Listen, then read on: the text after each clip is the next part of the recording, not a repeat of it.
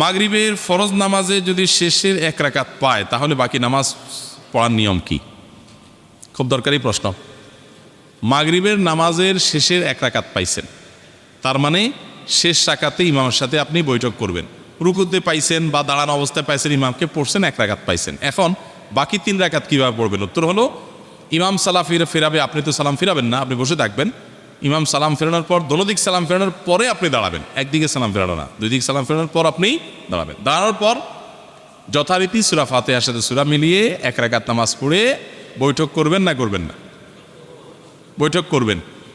তাতে পরপর 2টা বৈঠক হয়ে যাবে। একটা ইমামের সাথে আগের রাকাতে বৈঠক করলেন, আরেকটা এখন আপনার বৈঠক করবেন। বৈঠক কেন করবেন?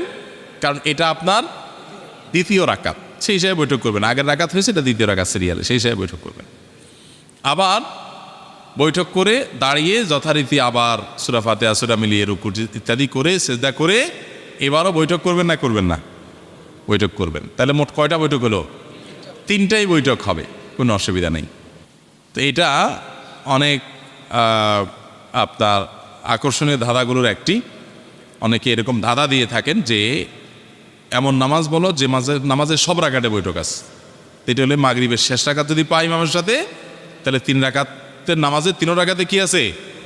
বৈঠক আছে। 3টাই বৈঠক আবশ্যক, কোনোটা না করলে হবে না, 3টাই করতে হবে। 2 দিন আগে তাবলীগের 2 গ্রুপ মসজিদে দাওয়াতি কাজ করতে গিয়ে মারামারি হয়, পরে একজন নিহত হয়, এ বিষয়ে যদি কিছু বলতেন। নবী করিম সাল্লাল্লাহু আলাইহি ওয়াসাল্লাম বলেছেন, মুসলমানদের 2টা গ্রুপ যদি মারামারিতে লিপ্ত হয় বা 2 জন মুসলমান যদি পরস্পরের মধ্যে মারামারিতে লিপ্ত হয়, তাহলে যদি তাদের একজন মারা যায় তাহলে উভয় জাহান্নামী। একজন মারা গেলে উভয়ে জাহান্নামী। বলে উভয় জাহান্নামী কেমনে হলো ইয়া রাসূলুল্লাহ? যে মারা গেল সে তো বেচারা তো কারণ মারে নাই, তাহলে সে তো মরেই গেছে, সে জাহান্নামী হবে কেন? যে মারছে সে জাহান্নামী, বুঝলাম। নবী সাল্লাল্লাহু আলাইহি ওয়াসাল্লাম বলেছেন, আল কাতিল ওয়াল মাকতুল কিলাহুমা ফিন্নার। এটা এই হাদিসের ব্যাখ্যা হলো যে আপনার যে নিহত হয়েছে সে নিজেও মারামারিতেই ছিল, তার জন্য এটা প্রযোজ্য। হ্যাঁ, কেউ যদি এরকম হয় যে সে আসলে নিহত, কাউকে মারামারিতে লিপ্ত ছিল না, বাকি জুলুম করে তার উপরে তাকে হত্যা করে দেওয়া হলো, তাহলে সে তার কথা ভিন্ন, সে তো নির্দোষ।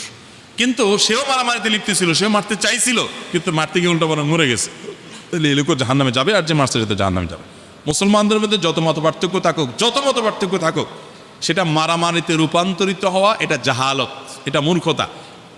বিপরীত এন্ডে যিনি আছেন তিনি যদি আপনার আহলে কেবলা, আপনার কেবলাকে কেবলা মানেন, আপনার রাসূলকে রাসূল মানেন এবং মুসলমানের গণ্ডির মধ্যে থাকেন, তাহলে ওই ব্যক্তিকে প্রতিপক্ষ বানিয়ে আপনি যদি মারামারিতে লিপ্ত হন, এটা জাহিলি যুগের কর্ম, এটা কোনো মুসলমানের কাজ হতে পারে না। কিন্তু ইসলামের নাম দিয়ে এরকম কাজ আমরা অনেকেই করছি, এতে ইসলামের সেবা হয় না, হয় নিজের প্রবৃত্তি এবং নফসের চাহিদা পূরণ করা, জেদ খেদ মিটানো, আর কিছু না।